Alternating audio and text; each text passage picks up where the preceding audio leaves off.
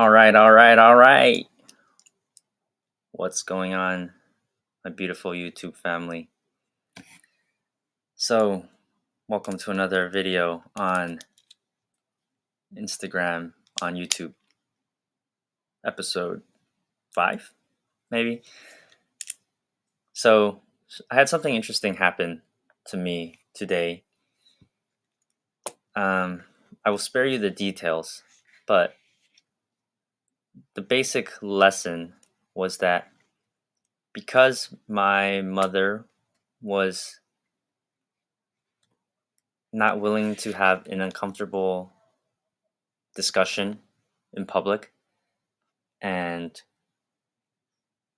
was concerned about the salesperson's perception of her or us, she spent money that she may not have otherwise spent. And this is something that I have to get used to and contend with. And this is one of the big differences between most Eastern and Western cultures. Of course, again, I am generalizing.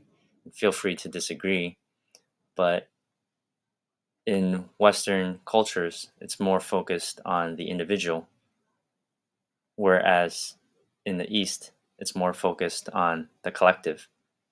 And so, in a lot of Eastern countries, there's more consideration for what is best for the group, and people will sacrifice their individuality for the sake of conformity and for the sake of the group good. Whereas in the West, I'm just going to use the United States as an example, the belief is that the individual ought to be the sovereign, and what is best for the group is each individual doing what is best for him or herself. As always, the truth is somewhere in the middle.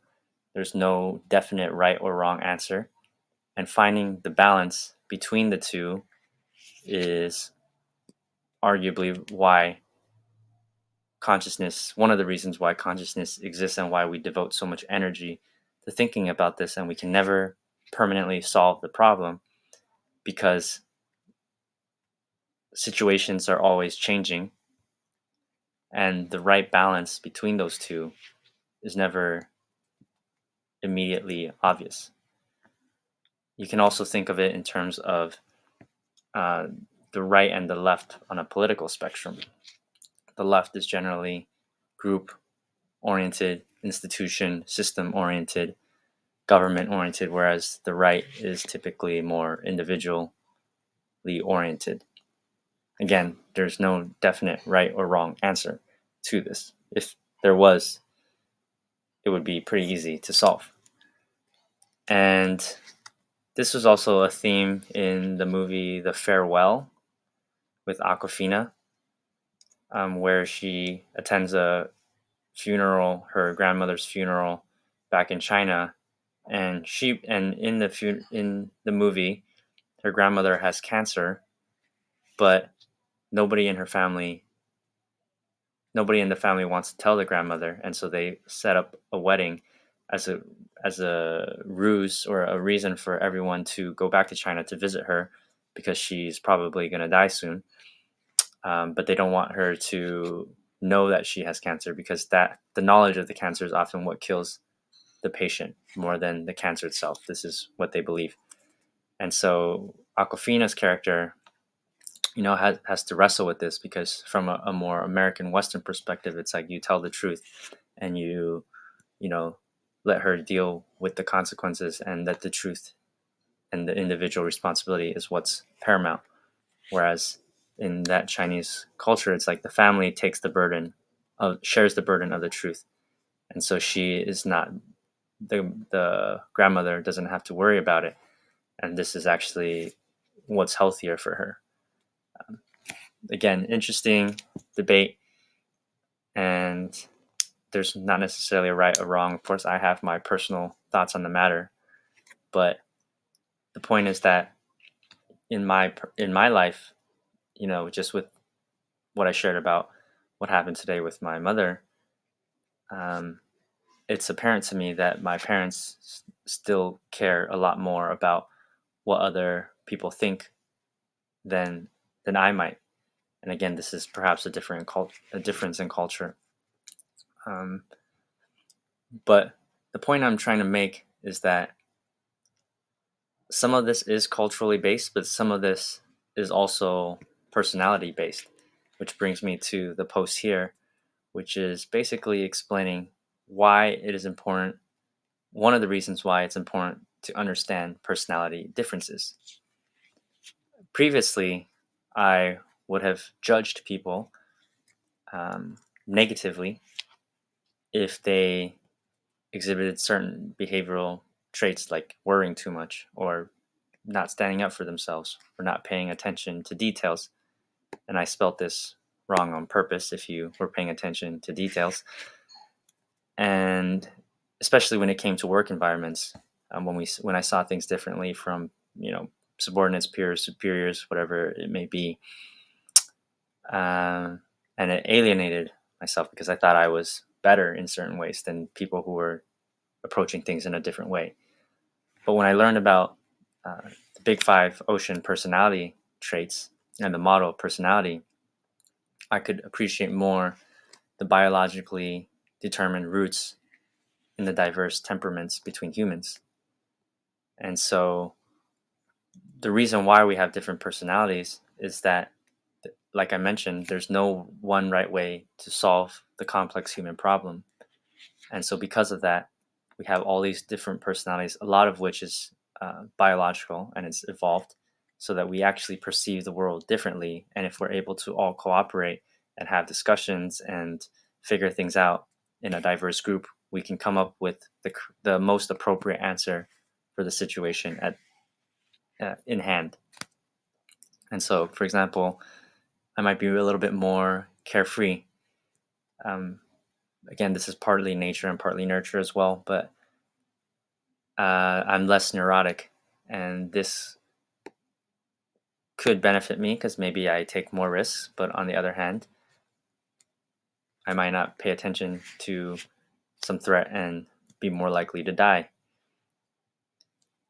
My disagreeable nature can make me more able to express myself and have this uncomfortable conversations, whereas other people who are more agreeable um, might have more difficulty to have these difficult conversations, but they will more likely be able to cooperate in a group. Whereas someone like me who's disagreeable and willing to have uncomfortable conversations might alienate people and then be banished from the group and then starve to death. There's no singular way to perceive our world because it's always changing. The challenges are always changing. And so part of learning about the Big Five personality and understanding what the different characteristics are and how people can be different and how a lot of it is biological, although there are also cultural roots, as we discussed, has made me more compassionate and has made me more understanding and less judgmental and more appreciative of the strengths and weaknesses of different personality types. That the way that I approach things is not necessarily the absolute right way to approach things, and which is something I may have previously assumed. And every voice matters, especially the ones we may not agree with, because the ones that we may not agree with are probably seeing our blind spots and seeing things that we can't see for ourselves. So this is why the uh, Big Five motto matters. I learned a lot of this from Jordan Peterson. It's also in my Ancestral Father book or Google Slides, which you can find the link below. And then with my carousel, so this aroused a little bit of controversy. I talk about, stop wishing that people were like you because we all have different personalities. If there was one optimal personality, we would have all evolved to be that way by now. And then this is the controversial one. according to a couple of people, including my brother, who believe that this was anti-Semitic. Again, this is not my idea, though, that there are links between conscientiousness, conscientiousness, in particular orderliness, with conservative beliefs, because they need things to be put in boxes and they need things to be clean. And this mindset and disgust sensitivity gets transferred to people. And historically, this was transferred to Jewish people during Nazi Germany. They were a very orderly, right wing, conscientious culture, and Germans largely are still kind of known to be that way. They're very hardworking, and everything's German efficiency, right? But taken too far, and people of this temperament have a higher disgust sensitivity, and the links. I don't know the studies, but people who have this disgust sensitivity, it's easy to transfer that to other people or the other groups of people. And so we need to be aware of these associations and these tendencies. I wanted to mention something else with conscientiousness, right wing. Oh yeah, and again, different studies, I don't have them on me, but show that when there's increases in like pandemics and viruses and basically public health concerns like COVID, there tends to be a rise in right wing authoritarian beliefs, because it's all associated. And so when there's a lot of dirtiness, quote unquote, going around in the world, then you see a rise in right wing politics, which the world shows is true, or at least seems to make sense to me. On the other hand, when you talk about openness as a personality trait, that requires a little bit of chaos. It requires a little creativity, means to come up with something that no one has come up with before. So it's like the opposite of order. So people who are too orderly, managers who are very orderly and need to stick by the rules and follow the systems, they can be good managers and they can help get things done. But on the other hand, they're not really the idea people. They're not the creative people. Creative people are a little bit more messy and chaotic, and they don't follow all the rules, because that's where new ideas can come from. So again, they're both necessary, and there's not necessarily one right way to do things. And people have different strengths, and which is why different businesses um, need these different kinds of people. They need the managers, but they also need the creatives, the visionaries, and stuff like that. Secret to human success is cooperation. I talk about that in the um, Apes Together Strong from, I forgot the name of the author, about how humans made it so far because we're able to cooperate flexibly and in large numbers. It's here. Yeah, so I talk about how, what makes humans stand out is our ability to cooperate flexibly and in large numbers. It's how we've been able to, so far, dominate the animal kingdom here on Earth. So our differences matter. They're important. They help us become successful if we're able to cooperate effectively. But we have to also be aware that despite our differences, we're all humans and we are underpinned by similarities that is the sphere of underneath the differences are our similarities, which is the fact that we're human. We share a lot of the same needs, and genetically our DNA is like almost all identical. There's just very small differences, which the differences do matter. But this also brings into the cooperation versus competition, because we think of sports, for example, as competitive, and they are on a certain level competitive, but on a deeper level, they're cooperative, because you're playing the same game, you're playing by the same rules, you know, And so there's a lot of cooperation in things that are seemingly competitive.